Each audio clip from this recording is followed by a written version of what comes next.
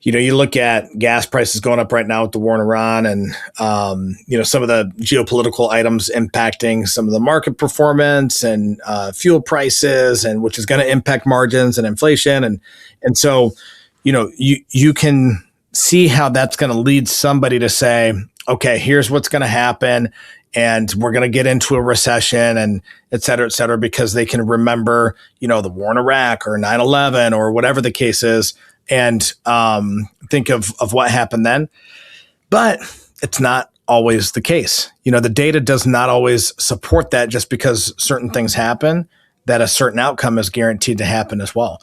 And so, it's very easy to use our bias, and then also very easy for the media or what you see on social media to bias you to think that a certain thing is going to happen.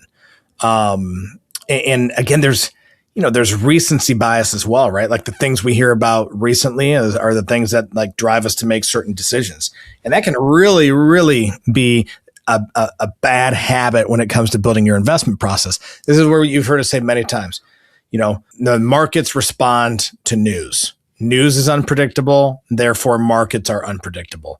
And so there's a certain level of unpredictability in the market, especially short term, that can drive people to make a lot of bad decisions. And so we don't want to get anchored into what is going on recently to drive us to make bad decisions. The same thing could be in your bracket, right? Hey, I saw one team blow out another team. Well, let me go back and rebuild my bracket and say that this team that just blew out another team is going to win the whole thing. Not necessarily the case.